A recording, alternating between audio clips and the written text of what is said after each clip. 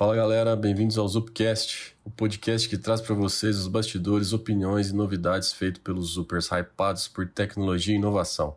Meu nome é Ricardo e hoje vamos falar sobre Service Mesh. Solta a vinheta e bora começar!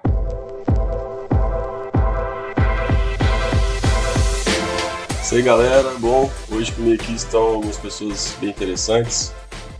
Temos o Geias, nosso engenheiro back-end, mais conhecido como Jeg Nerd. Fala aí, Geias. Fala, Ricardo. Primeiramente, muito obrigado pelo convite. E vamos aí tentar desmistificar essa questão da malha de microserviços, que muita gente tem dúvidas e tudo mais. Né? Temos também aqui o Lucas Borges, também engenheiro back-end, o nosso lindão, programador comunista. E aí, Borges? Opa aí, galera, tudo bom? Ansioso aqui para falar com vocês. Lucas Salles, nosso engenheiro front/infra, adora fazer um deploy na marreta. E aí, senhor Thor Salles? E aí, galera, beleza? E por último, não menos importante, nosso querido Adalto, engenheiro back-end, o homem mais velho do planeta, Matusalém da tecnologia. Fala, Adalto. E aí, pessoal, beleza? Idade é uma questão de estado de espírito, e o meu já morreu faz tempo. E é isso, galera. Hoje, como eu disse anteriormente, vamos falar sobre Service Mesh. Bora lá. Bom, pra gente começar nosso papo, Adalto, fala pra gente aí um pouco o que é Service Mesh. Então, Ricardo, antes de falar de fato é uma Service Mesh, acho que é importante a gente falar dos problemas, no caso, que esse tipo de ferramenta visa resolver, né? Então, quando você tem aí o advento do modelo arquitetural de microserviço, ele traz vários benefícios, obviamente, porque senão ninguém teria adotado, mas ele traz algumas complexidades também. Por exemplo, log, tracing distribuído, a gente tem segurança, a gente tem roteamento, a gente tem resiliência de aplicação e esse tipo de coisa. Então, à medida que a sua malha de microserviços ela tende a crescer, esse cenário fica mais complexo e fica mais difícil fazer esse tipo de configuração. Então, se eu não tenho uma ferramenta que me permita fazer isso de uma forma menos intrusiva, cada um dos serviços lá dentro dessa malha vai ter que implementar, por exemplo, circuit breaking, vai ter que implementar políticas de roteamento internas, ou então eu vou ter que ter uma camada externa extremamente complexa para cuidar desses aspectos. Log, cada uma das aplicações vai ter que se preocupar em como vai expor os logs e para onde vai enviar essas informações. Métricas também é uma coisa que é muito importante. Então, em uma malha, sei lá, de milhares de microserviços, como a gente tem em empresas como Netflix, Amazon, a gente deve ter bancos também aqui, essas fintechs, no caso, que estão crescendo cada vez mais, elas usam muito esse padrão arquitetural e tendem a ter malhas muito grandes. Então, a gente tem cenários complexos de gerenciar. E é justamente para resolver esse tipo de problema que surgiram essas ferramentas, né? Elas vão centralizar esse tipo de configuração, vão tirar isso de dentro dos serviços e vão adicionar essas capacidades em uma camada de infraestrutura que está ao redor dessas aplicações, que é o contexto na qual elas estão inseridas. Então, uma ferramenta de Service Mesh nada mais é do que uma ferramenta que me permite fazer configuração de log, extrair métrica de aplicação, fazer roteamento dentro dessa malha e criar políticas de segurança e de resiliência sem que eu tenha que me preocupar em fazer isso dentro de cada um dos serviços. Porque pode ser que um time esteja desenvolvendo um dos serviços e um outro time completamente diferente esteja desenvolvendo um outro serviço lá na outra ponta. E esses caras não necessariamente vão usar exatamente a mesma stack, a mesma linguagem, os mesmos frameworks, etc. Então, tirar isso de dentro das ferramentas dos serviços e trazer isso para uma camada externa é vantajoso. E centralizar isso numa ferramenta, mais ainda. Então, resumindo, acho que seria mais ou menos isso. E o que a gente tem de ferramenta hoje disponível no mercado? Pelo menos as principais. Olha, como a gente evoluiu para um cenário em que basicamente muita gente faz deploy, muitas empresas fazem deploy de malhas de microserviço dentro de ferramentas de orquestração de container, a mais conhecida, o Kubernetes, a gente tem 3 que são as mais conhecidas e as mais utilizadas hoje, voltadas para o próprio Kubernetes, né? Que são o Istio, o Linkerd e agora o Consul, né? O Consul, na verdade, ele é o menos atrelado ao Kubernetes, né? Desses 3 que eu citei. Mas essas 3 são as mais conhecidas. O Istio talvez esteja despontando aí, né? Com o patrocínio do Google. Inclusive o Google pretende abri-lo agora, entregá-lo para alguma fundação, eles estão escolhendo. Mas eu acredito que seja a mais importante das três aí. Mas no cenário atual, acho que são as três mais utilizadas. Cara, acho que você falou muitas dores aqui, né? Acho que a gente falou sobre roteamento, tracing, log, tem a parte de tolerância à falha, métricas e por aí vai. Cara, assim, só pra gente entender melhor assim, a dimensão do problema, Salles, o que você pode falar, por exemplo, pra gente pensar em relação a roteamento mesmo, assim, roteamento, balanceamento de carga. Conta, tipo, no dia a dia mesmo, como que isso acontece, sei lá. Beleza. Não, então vamos pensar de novo no problema que o Adal estava comentando. Imagina que você tem uma área de microserviços com 10, 100, 1000 microserviços, tudo soldando lá no Kubernetes, por exemplo. E um problema que isso vai acontecer, que isso vai gerar, entre outros, é que quando você quiser mudar uma versão de um desses serviços, ele pode dar um monte de conflito, já que provavelmente muitos serviços podem utilizá-lo. E aí você não quer que, caso aconteça algum erro, tudo fique impactado. E um dos primeiros problemas, uma das primeiras soluções para isso é o teste canário, que o próprio issue, a própria galera do Consul usa como exemplo na hora da configuração do roteamento, que é o seguinte: imagina que você tem, de novo, essa área de microserviços, você vai colocar uma versão nova do microserviço 2, o microserviço 1 bate nesse microserviço 2, né? E você não quer que, caso dê algum problema, tudo tenha dado problema lá, tudo dá pau. Então o que você vai fazer? Você vai colocar o serviço 2, versão 2, lá no seu orquestrador de container do Kubernetes, e você vai conseguir, através da Service Mesh, das configurações da Service Mesh, conseguir criar um roteamento para que, quando o serviço 1 chamar o serviço 2, ou qualquer outro serviço chamar o serviço 2, você consiga ter X% de acesso na versão estável, na V1, e X% na V2. Então você pode escolher o tamanho do risco que você quer levar. Além de outras formas de configuração, como, por exemplo, você fazer um regex no cookie que está chegando na requisição, você conseguir fazer um match num header que está chegando na requisição e tudo mais. E é interessante comentar que, tipo, tanto o issue quanto o consul, eu acho que eu não consigo dizer com certeza do linkage também, os dois utilizam o Envoy para fazer esse tipo de roteamento. Então, toda essa parte que o Adalto tinha comentado de que a Service Mesh tem como principal vantagem ser transparente para a aplicação, então eu, enquanto desenvolvedor, não preciso saber que minha aplicação está lá dentro de uma Service Mesh, a Service Mesh está apartada disso, né? A gente vai ter então o Envoy fazendo esse trabalho para a gente. O Linkerd, ele usa um proxy próprio. Eles desenvolveram um proxy em Rust, estão evoluindo ele ainda, ele é open source, inclusive. Mas assim, se todas as três seguem a mesma abordagem de ter esse sidecar atrelado ao container, e é ele que vai fazer todo esse serviço que a Service Mesh disponibiliza para a aplicação. Então, no roteamento, o Envoy faz esse processo no Consul e no issue, no linkage, o Adalto já comentou que eles têm o próprio, né? Mas é mais ou menos isso. Então, toda requisição que vai chegar na sua aplicação, a Service Mesh vai interceptar e você vai poder configurar o que você quer que aconteça a partir da hora que a requisição chega no seu container, na sua aplicação. Acho que seria isso mesmo. Eu acho que é importante estabelecer também que, apesar da gente estar falando bastante desses caras que são voltados para Kubernetes, é de que o pattern ele não nasceu voltado para esse tipo de infraestrutura, né? Ele pode ser aplicado em qualquer uma. Como o Lucas falou, o Salles falou, o pattern especifica, na verdade não é nenhuma especificação, mas ele propõe o seguinte, que a comunicação de microserviço dentro do ambiente, seja ele qual for, ele ocorra através dos sidecars, que são os proxies. Então, toda aplicação sua que vai subir, todo serviço, ele vai ter atrelado a ele um proxy. E as configurações de roteamento, as políticas de segurança, de circuit breaker e tudo mais, essas políticas vão para dentro de configurações em cada instância desses proxies, né, desses sidecars. Então, esses sidecars, eles conhecem o estado da mesh em determinado momento e cada serviço se comunica através desses sidecars.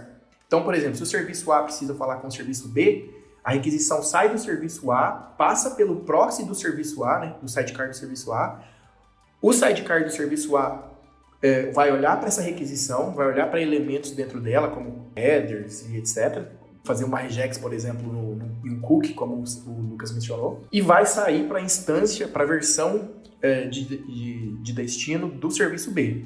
O serviço B pode ter N versões rodando ao mesmo tempo. Mas de acordo com as características da request, é que ele vai saber para qual das versões ele vai.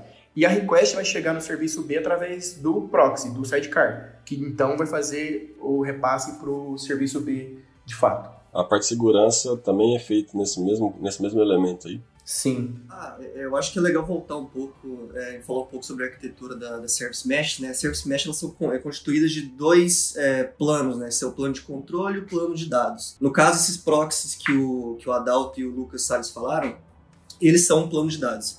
Então, no caso do Istio, por exemplo, a gente tem o Envoy, que é encarregado de estar ali do lado da aplicação, ficar interceptando as requests e tal. Mas o Istio também, e as outras Service Mesh também tem outros componentes que fazem a configuração do plano de dados, do que vai acontecer, etc. Por exemplo, no Istio a gente tem o Pilot, que é responsável pelo roteamento, etc. Eu acho que a gente tem também outras componentes nessa área. Você pode até complementar aí, talvez, falando um pouco sobre qual que é o papel de cada uma delas. Mas eu acho que é legal a gente falar também que tem essa separação de responsabilidades. Eu queria voltar um ponto aqui do Envoy.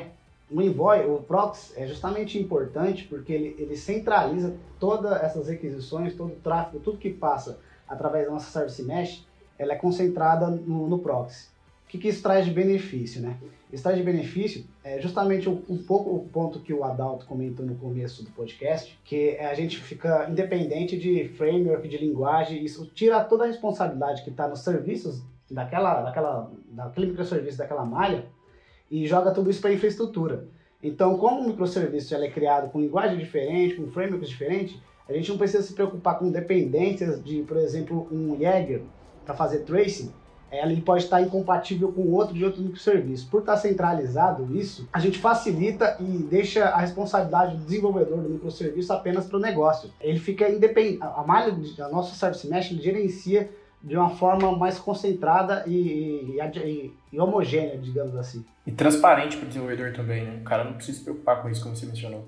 Me parece que a principal vantagem aí quando a gente fala é justamente a questão da transparência, né? Porque acho que um questionamento que sempre surge cara, eu posso fazer isso tudo na mão. De fato, você consegue ter todo esse tipo de controle sem precisar de nada disso, né? Mas o trabalho que dá para você implementar isso, né? E vamos pegar aqui no dia a dia de desenvolvimento mesmo, cara. O trampo que você tem para fazer esse tipo de coisa é muito grande, né? E você tem uma ferramenta que de fato já te dá isso de uma maneira automática, assim, simples, acho que é sensacional, né? Acho até mesmo um ganho de performance, porque você fazer isso com um microserviço, com 2, com 3, talvez não seja tão custoso.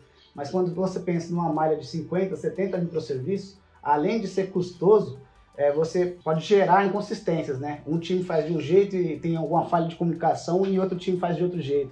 Isso aí já geraria uma inconsistência na nossa malha de microserviços. Sim. Esse ponto que você falou aí, Geis, é interessante. Você fez essa comparação de uma malha de microserviços que tem 2 componentes e outra que tem 50. No caso, a gente tem poucos microserviços. Será que é válido a gente utilizar uma Service Mesh? Ou será que é um overhead muito grande para a aplicação? Então, uma Service Mesh, você tem que sempre colocar 2 pesos, né? O custo que isso traz e também a complexidade. Você vai precisar de uma mão de obra especializada, então o cara vai ter que entender de DevOps, o cara vai ter que entender de infra, o cara vai ter que entender de segurança. De rede também o cara tem que entender. Então, o cara tem que entender um pouco também de rede. Então, ele vai exigir uma mão de obra especializada. Nem sempre todos os programadores que desenvolvem um microserviço têm essa expertise, essa skill. Outra coisa também que tem que ser levada em consideração são a questão do custo, porque o próprio Istio, ele sobe 7 ou 9 pods e você acaba tendo um custo a mais sobre isso. Não vai fazer muito sentido você criar um gerenciamento de uma mesh com 9, 7 pods para poder gerenciar 2. Eu acho que o custo um pouco tem que ser levado em conta, tá? Não só a complexidade. Isso, acho que quando a gente vai pensar também no próprio Istio, quando você instala o Istio no seu Kubernetes e tudo mais, você pode escolher o tipo de profile que você quer do Istio, né? Então, vamos supor que você tem uma aplicação muito pequena. Se você instalar o Istio completo, ele com certeza vai ocupar muito mais recursos do que sua própria aplicação. Porque ele já sobe com um Prometheus, pegando um monte de métricas e tudo mais.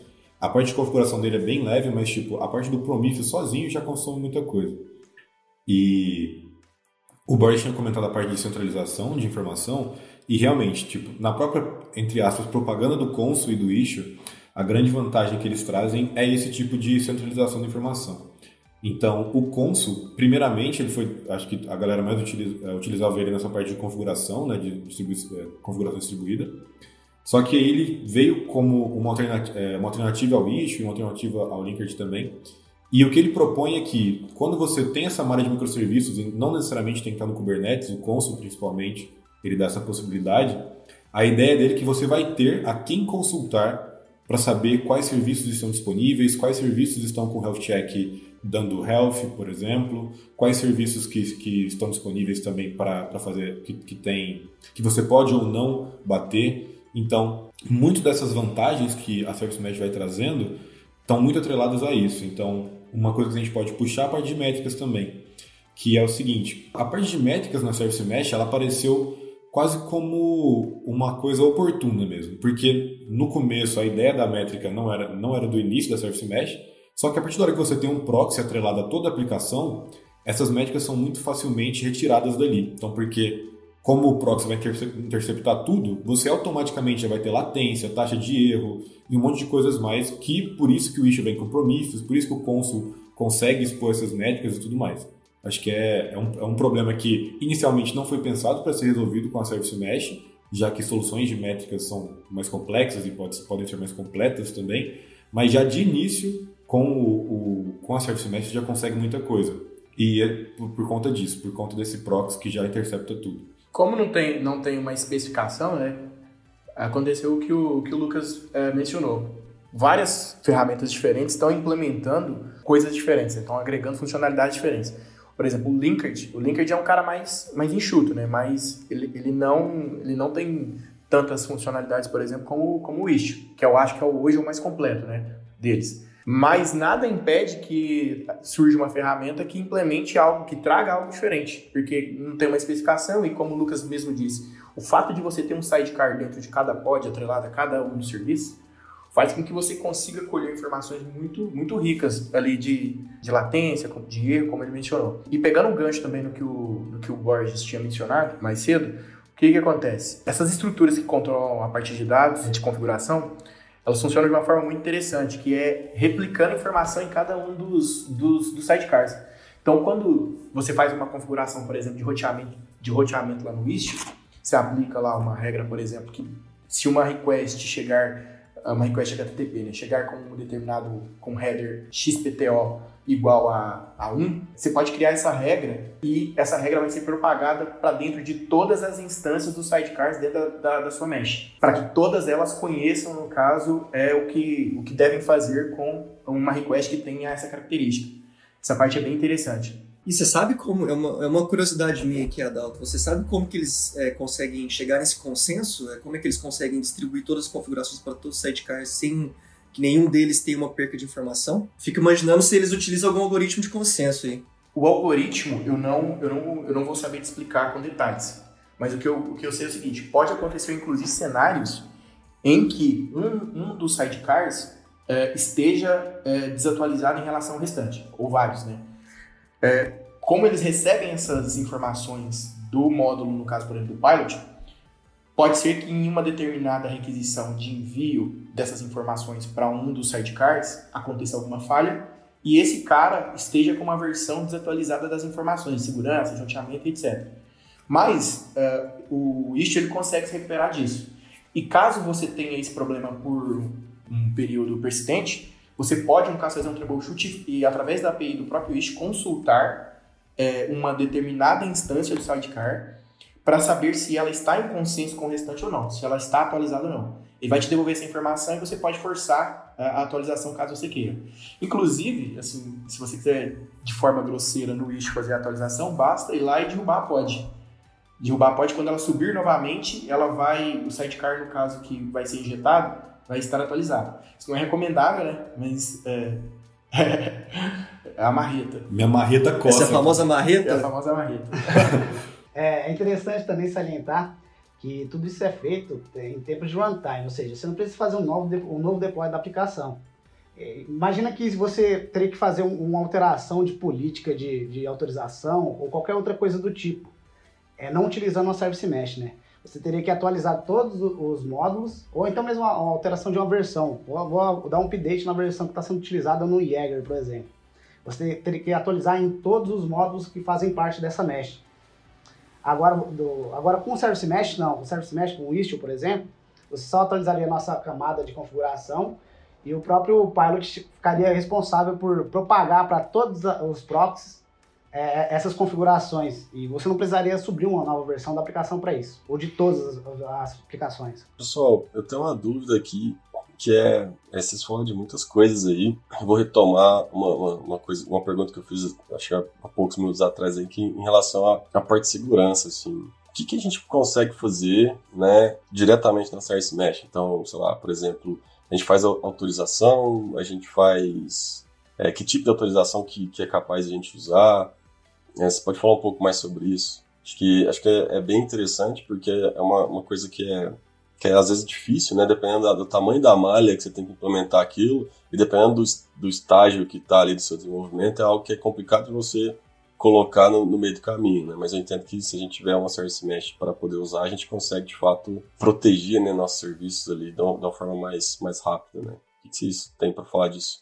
Acho que eu tenho até um relato sobre isso também, de ontem mesmo, que aconteceu comigo com o GI. A gente está na configuração do ambiente novo aqui e a gente está utilizando o Istio. A gente acabou de subir o ambiente do zero com a configuração usando Terraform e tudo mais, e a gente não percebeu que a gente tinha subido o Istio nesse ambiente com a configuração de autenticação mútua TLS configurada.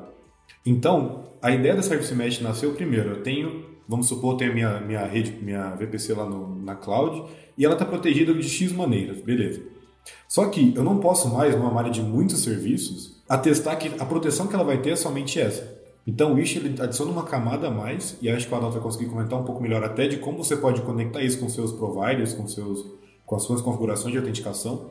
Mas a Service Mesh também adiciona uma camada de segurança entre as instâncias, entre as pods, no caso do Kubernetes, ou entre os containers, no caso, por exemplo, de um console rodando com Docker Swarm, por exemplo. Então, o que estava acontecendo ontem, e a gente não estava descobrindo o problema porque não tinha visto essa configuração, é que nenhuma pod no Kubernetes estava conseguindo conectar com outra. Então, toda a conexão que a gente tentava fazer dava 503 e estava dando conexão com falha. A gente tentou fazer um monte de debug dentro das aplicações, alguma configuração a mais, e não estava encontrando. Foi que a gente foi tentar fazer um debug mais na parte da Service Mesh mesmo e encontrou que a gente tinha adicionado essa parte de autenticação sem ver. E aí, realmente, então nesse caso eu teria um bom exemplo. Tipo, eu consigo, através da Service Mesh, ter certeza que a minha pod, que o meu serviço só vai conseguir conectar com aquilo que ele precisa. E as outras pods com ele só também, caso elas precisem desse serviço. Então a gente já consegue ter uma limitação muito maior de segurança. Então, realmente, a minha aplicação vai bater no banco que ela precisa e a outra aplicação não vai bater nesse banco de jeito nenhum. E isso é uma camada muito boa. Eu vou falar mais do Istio, né, que é o que eu mais conheço em relação à segurança. No Istio, o que você consegue fazer em relação à segurança é bem variado, assim, né? Você tem inúmeras configurações. O Lucas falou aí de Mutual TLS. Eu posso fazer com que dois serviços se comuniquem de forma segura, por exemplo. Eu gostaria que o serviço A e o serviço B, eles só se comunicassem se os certificados forem válidos. E o Istio, ele usa aí o Citadel, né, que é outro módulo dele, para gerenciar isso. Então, quando você fala lá assim que você quer estipular que o serviço A e o serviço B só podem se comunicar de forma segura, o Citadel ele vai gerar certificados para esses caras, certo? Ele vai armazenar isso e vai mandar para os sidecars. E quando esses caras forem trocar informação, eles só vão conseguir se eles tiverem os certificados válidos.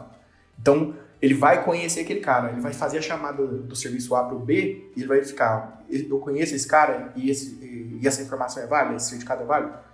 Então beleza, está segura a comunicação. Ele vai fazer o handshake, né, do TLS normal e vai, a partir daí, começar a comunicação de fato, a troca de informação. Eu consigo fazer também, criar políticas de segurança baseadas em roles. E isso é muito importante porque em um cenário, por exemplo, que um cliente envia uma request para um determinado microserviço que tem uma política de segurança, digamos, sei lá, eu tenho um token JWT, né, nessa request e eu gostaria de olhar para dentro desse token e saber se esse cara tem uma determinada role.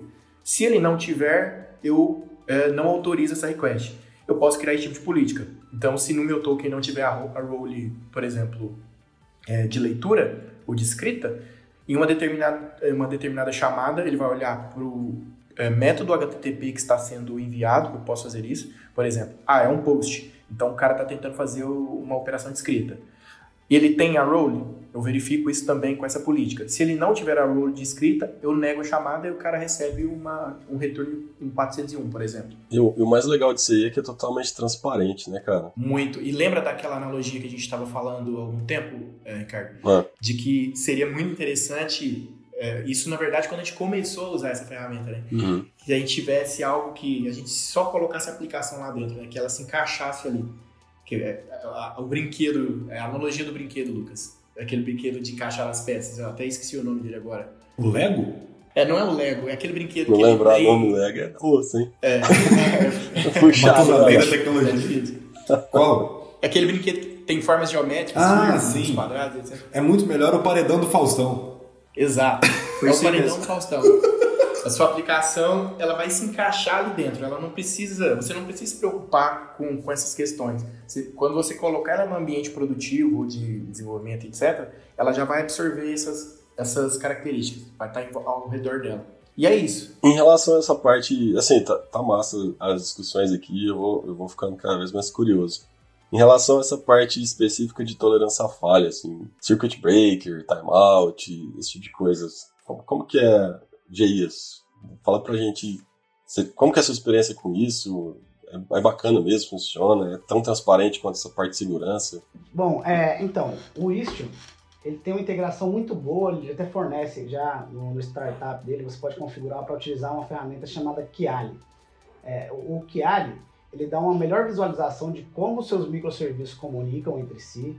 Então você consegue ver, por exemplo, a rota em que uma requisição fez e definir e visualizar se algum microserviço está gargalando aquela requisição. Então eu tenho um serviço que, de repente, o timeout dele aumentou para... O timeout não, perdão. O tempo de request dele, a latência, subiu para 10 segundos. Ele consegue mostrar isso de uma forma visual, vai ficar vermelhinho, vai mostrar que aquele microserviço em si está gargalando toda a sua malha. E a partir disso, você consegue definir timeouts para ele, consegue configurar um circuit break, consegue configurar um threshold para que a partir dali ele comece a ignorar aquele serviço. E você consegue trabalhar tudo isso para que seja melhor, não tenha tanto impacto na sua malha. Isso. Só uma informação aí, galera. O Lucas acabou de mandar aqui. O brinquedo tem um nome extremamente complexo. Brinquedo de encaixar. Da estrela. Se alguém puder complementar, eu fico à vontade. Viu? Excelente. Acho que é muito raso. Eu queria voltar só um pouquinho naquela parte da segurança, porque eu acho que é um ponto interessante também pra gente falar. A parte de auditoria é muito legal, porque como a gente está centralizando toda a comunicação do cluster, da malha de microserviços, a gente tem um ponto central onde a gente pode pegar tudo que aconteceu nele. Então, assim, para descobrir o que pode ter acontecido em um dado momento, isso aí é uma coisa que é muito boa na roda, sabe? Então acho que é legal a gente mencionar. Tracing é maravilhoso, né, cara? Em malha, uma complexidade, assim, se eu particularmente tivesse que estabelecer uma dor que seria a maior dor de gerenciar uma malha muito grande de microserviços, é log tracing.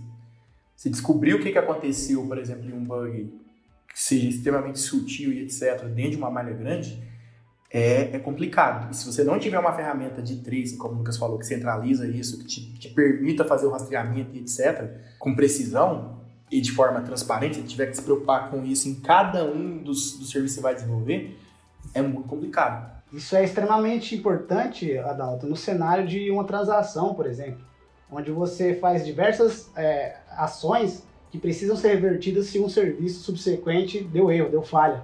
Com o trace você consegue saber o que foi feito e consegue dar um rollback em cada request desse. Acho que isso é muito importante para poder manter a consistência da sua requisição. Ô pessoal, a gente está falando muito de Kubernetes aqui, e isso só funciona com Kubernetes?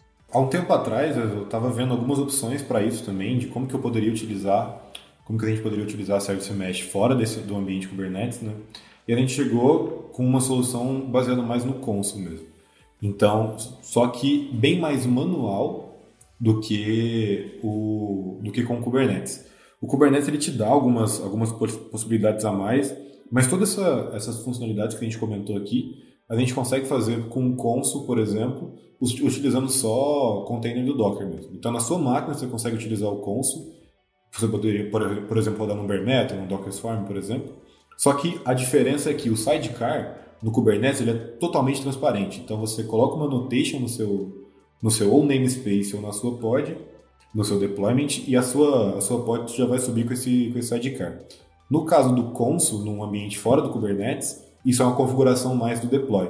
Então a sua aplicação ela vai ter que realmente explicitar que vai precisar desse sidecar e fazer o deploy dele também. Então como é que isso funcionou no caso desses testes, né? Eu tinha na minha máquina, só com Docker mesmo, eu subi um container com Consul, que seria o centralizador da informação, no caso no caso da Service Mesh, e para cada aplicação que eu subia, então vamos supor um back-end e um front-end, né? E um banco. Para cada uma dessas aplicações que eu subia, eu também subia um container a mais com o sidecar Envoy, que é o que o Istio usa e o Consul também. E aí a gente conseguia manter o mesmo tipo de configuração, no caso eu testei roteamento, né? O mesmo tipo de configuração que o próprio Istio. Então o Istio e o Consul, eles compartilham o mesmo tipo de configuração para a parte de roteamento, por exemplo, né? E dá para usar também. Então você consegue, utilizando uma plataforma de CD, de Continuous Delivery, automatizar esse processo. Então, caso você não utilize o Kubernetes, você utiliza o Docker Swarm, por exemplo, você consegue automatizar esse processo para que cada vez que você vai fazer o deploy de uma aplicação, você também vai subir um outro container com o seu proxy e deixar tudo isso rolando. E eu conseguiria, por exemplo, também, vamos pegar a AWS como exemplo, se eu tiver minha aplicação lá usando esse ECS, eu conseguiria ter essas mesmas capacidades se eu usar o Consul. Sim, isso. Aí, como é que, na verdade, usando o Consul, né? Isso, usando o Consul, A AWS tem o serviço dela de Service Mesh, né? O App Mesh. Você consegue fazer gestão usando essa ferramenta de, por exemplo, eu posso ter instâncias no EC2, no Fargate, um cluster de Kubernetes gerenciado na AWS e ter essa ferramenta, o App Mesh, fazendo a gestão desses 3 caras ao mesmo tempo. Eu posso ter instâncias deployadas nesses 3 caras e o App Mesh, no caso, me permite gerenciar esses três ambientes. Eu poderia ter comunicação, roteamento, etc., englobando esses 3 caras. Ele é bem bacana. Forte, massa. Mas, voltando à pergunta do Consul na AWS, seria possível sim. A gente teria, para cada container que você subiria lá no ECS, subiria um a mais do Consul, e aí a requisição deveria, claro, passar por esse proxy, ele estaria lá escutando essa requisição e funcionaria da mesma forma. Legal. Eu acho que até abre um pouco a mente, né, da galera, porque quando a gente fala de microserviço, normalmente a gente atrela isso. Normalmente, assim, talvez a gente atrela isso a container, a gente atrela isso a Kubernetes, e eu acho que é legal saber que a gente pode ter outras possibilidades aí também, né. E assim, essa galera que está aqui hoje, inclusive o host aqui, a gente trabalha num projeto que é chamado Charles, né, é um projeto open source. E, cara, eu queria que vocês contassem pra gente um pouco aí do dia a dia nosso. A gente faz uso exaustivo de uma mesh, no caso a gente usa o Istio bastante, né? E conta pra gente um pouco sobre como que é esse dia a dia. Antes, uma curiosidade, né? O produto, o nome, né, do produto, né? É Charles, mas originalmente ele era Darwin, né? E a inspiração pra gente fazer esse cara foi justamente em relação à teoria da evolução, né? Porque a ideia é que a gente consiga fazer deploys, né? E a gente chama de deploy em círculo. Então, cada círculo desse tem uma versão de um software ali, e a ideia é que se essa versão for uma versão de sucesso, que prospere, né? Ela vai evoluir, né? E ela vai atingir círculos maiores até chegar no ambiente de produção que a gente chama de mar aberto, né? Então, a gente partiu dessa proposta de, cara, eu quero testar hipóteses, né? E quando a gente pensa em teste de hipótese, a ideia da hipótese, cara, será que isso aqui funciona ou não funciona, né? E se isso funciona, né? Se a gente conseguir testar para um público pequeno aquilo funcionar, obviamente, a gente testa para um público maior, depois para um maior, até a gente entender que aquela hipótese de fato se mostrou verdadeira. No caso, a nossa hipótese é uma espécie, aí a teoria da evolução, Darwin, e até a gente chegar em Charles. A gente está aplicando a seleção natural aplicada ao desenvolvimento de software, né? E aí a gente usava Darwin, mas a gente não conseguiu registrar Darwin, só que a gente não queria sair do tema, então Charles, por conta de Charles Darwin. Então é o nosso Charlinho. A gente chegou a comentar de forma bem sucinta, né, no último episódio a respeito. A gente falou não falou especificamente da ferramenta, né? mas a gente estava falando da evolução das ferramentas de CI/CD, né? E aí, o Charles é basicamente isso, né? É a evolução desse tipo de ferramenta, né? É a evolução do deploy. Exato. É isso aí. Eu acho que... E assim, acho que agora, como o tema tem tudo a ver com o que a gente faz, né? Eu acho que talvez o core do nosso negócio hoje é a Service Mesh, né? Quem faz justamente a gestão, né, de todo o roteamento e todo esse conceito de círculo, né? A gente usa exaustivamente a Mesh para poder fazer esse tipo de abstração de círculos, né? Hoje, assim, né? Então, acho que é legal a gente contar aqui um pouco da nossa experiência, de como a gente tem usado, como a gente tem feito e qual que a gente tem usado, né? Na verdade, eu falei o Wisht, né? Então, a gente aí como é que funciona. Eu acho que é legal a gente lembrar como que a gente chegou no issue, né? O processo para onde a gente chegou, como é que a gente descobriu o issue, por que a gente utilizou ele. Então, a gente tinha esse desafio no começo do produto de como que a gente consegue testar várias hipóteses ao mesmo tempo, né? E aí a gente chegou em algumas possibilidades primeiro. A primeira solução era o deploy canário.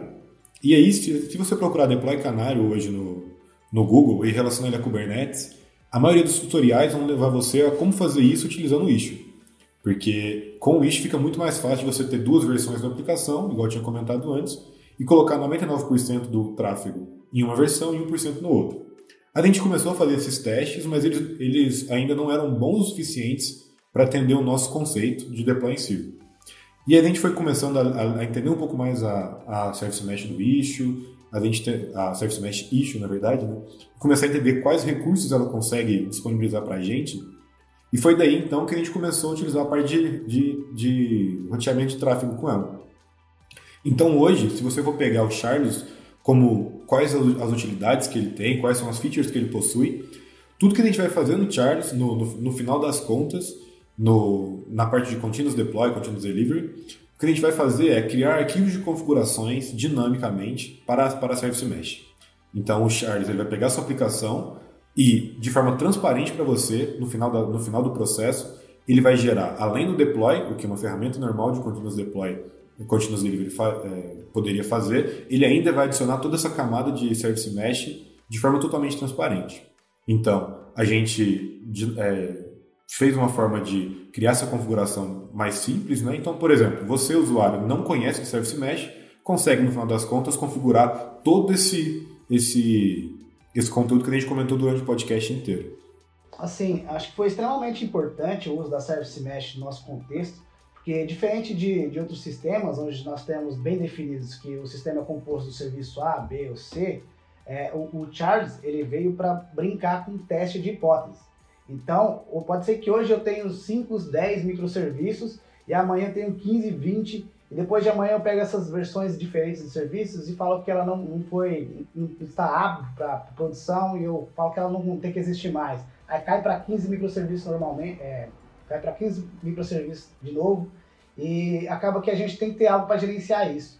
E a Service Mesh nos ajuda muito com isso. Sim, eu acho que o que a gente fez, no final das contas, foi o seguinte: o nosso produto é uma abstração da Service Mesh, ele é construído em cima de uma plataforma Service Mesh, é uma abstração, e nós fizemos o que eu falei lá no início, né? A gente adicionou capacidades, no caso, mais algumas habilidades a essa ferramenta. A gente evoluiu ela, né? O Charles, no caso, roda em cima do issue, mas a gente tem, por exemplo, a questão de identificação de segmento, etc., que ele não faz automaticamente. E com o Charles, a gente deu essa capacidade, no caso, para os usuários desse produto, né? Para os futuros usuários. Eles vão conseguir fazer a identificação de qual versão o cara precisa atingir de uma forma mais simples. E a gestão também, no caso dos deploys, que se você estiver usando o issue puro lá dentro, de um cluster de Kubernetes, por exemplo, em todo o deploy que você faz, assim, você tem um overhead ali, como o Lucas disse, né? De criação de infraestrutura, de configuração e etc. Com o Charles, essa parte ficou bastante abstraída. Então, assim, a gente simplificou e tornou a ferramenta um pouco mais simples para o usuário também. E adicionamos mais capacidades. Hoje o Charles ele funciona principalmente com issue, né? A gente está aí no processo de verificar se a gente conseguiria trocar isso para o console ou até mesmo implementar a nossa própria mesh, porque é uma questão que é muito falada, né? Às vezes as aplicações não precisam de todas as funcionalidades da Service Mesh. A gente falou assim, às vezes para subir o wish a gente precisa subir 9 pods, às vezes o cara tem só uma aplicação com uma pod rodando ali para fazer esse roteamento. Então, a gente aqui do Charles, a gente está trabalhando para melhorar esse processo, e uma coisa legal também é de falar que o Charles hoje ele trabalha só com issue, né? Então, assim, um pré-requisito para todas as aplicações que forem rodar com a gente, elas têm que estar no Kubernetes, né? E outro ponto também que a gente pensa muito é na questão de otimização, porque hoje, é igual o GS tinha falado mais cedo, para subir um issue, a gente tem que subir, sei lá, 7, 9 pods. Às vezes a aplicação que a gente quer segmentar, ela tem apenas uma pod. Então não faz sentido a gente ter todo esse overhead, né? Então, assim, no nosso roadmap, a gente está pensando também em otimizar isso daí, às vezes talvez construindo a nossa própria mesh, ou até alternando entre outros serviços de Service Mesh que sejam mais eficientes. A proposta do Linkerd é bem essa mesmo, né? De ser bem mais enxuto, bem mais simples, bem mais fácil de configurar. Eu acho que, como você mencionou, Boris, talvez assim, no futuro, ir em direção a uma ferramenta mais simples seja de fato, ou até implementar a nossa mais enxuta também, seja de fato um caminho mais viável. O que eu acho mais legal disso aí eu tive uma experiência com um cara usando o Charles, obviamente, ali, uma versão alfa, né? E o cara é muito experiente, né? O cara manja muito de Kubernetes, de Istio, de Spinnaker. E aí ele foi fazer um deploy pelo Charles e ele falou assim, cara, como é fácil isso aqui, né? Então acho que a gente, obviamente, né, existem muitas ferramentas, né? A gente falou de várias aqui, né? Só que, cara, de fato, ali no dia a dia, implementar isso, né? Deixar isso de forma funcional, transparente e dinâmica é muito complicado, sabe? É muito complicado. Eu acho que, pensando na mesh em si, né? Nas capacidades da mesh, no que a gente pode fazer com ela, né? A gente conseguiu, de fato, aproveitar bem esse recurso de roteamento, por exemplo, para poder fazer uma entrega de valor, né? Para quem está usando a ferramenta. Então, quando a gente olha a mesh, você tem roteamento. Mas quando você olha o char, você fala, cara, eu tenho deploy por segmentos de público, né? Então, eu acho que é legal falar sobre isso, porque de fato abstrai muita coisa aí, e de fato você não precisa conhecer muito disso para poder usar e aproveitar essas capacidades. Bom, pessoal, obviamente a gente tem muito para falar ainda aqui, né? Eu acho que não só de ferramentas que a gente vem trabalhando e tecnologias e tal, mas também sobre o nosso projeto, o Charles. A gente vai, no próximo podcast, a gente pretende falar mais sobre isso, entrar em mais detalhes, né? Trazer mais características ali que a gente tem sempre trazendo tecnologia, as tecnologias associadas e a capacidade que a gente tem usado para poder implementar isso. Bom, cara, a gente tem, obviamente, se a gente tivesse mais tempo, a gente podia falar disso aqui por muito tempo ainda, né? Ainda mais se tivesse uma cervejinha aqui do lado. Não podemos dizer que não temos, né? Enfim. Mas Ninguém vai acreditar. Ninguém vai acreditar. Mas sim, cara, muito obrigado. Salles, Gerias, Borges, Adalto. Valeu demais pela participação aí. Bom, muito obrigado. Acho que foi um prazer enorme poder contribuir aí. Eu acho que foi também um aprendizado para todos nós. Então, valeu, pessoal. Muito obrigado. Valeu, galera. Obrigadão, Ricardo, pelo convite, novamente. E até o próximo, pessoal. Valeu, Ricardo. Muito obrigado pelo convite aí. Sempre é um prazer estar aqui e conversar um pouco mais sobre microserviços e tudo que envolve esse ecossistema. Muito obrigado. Valeu, Ricardo, pelo convite. Muito bom falar sobre Service Mesh com vocês. Até a próxima para todo mundo aí. Galera, só um detalhe. O Ricardo é mais velho que eu, viu? Aham. A gente mede a idade pelo tamanho do nariz, Adalto. Não se esqueça disso. Tá explicado o apelido de Matusalém, então. Então, pessoal, beleza. Vale lembrar aqui que, para quem quiser conhecer mais aqui dos participantes desse podcast, todas as redes sociais deles vão estar na descrição do nosso podcast e também as referências, né, que a gente citou aqui. Tá bom? É isso aí. Muito obrigado. Até a próxima. Beijos. Falou. Bom almoço a todos.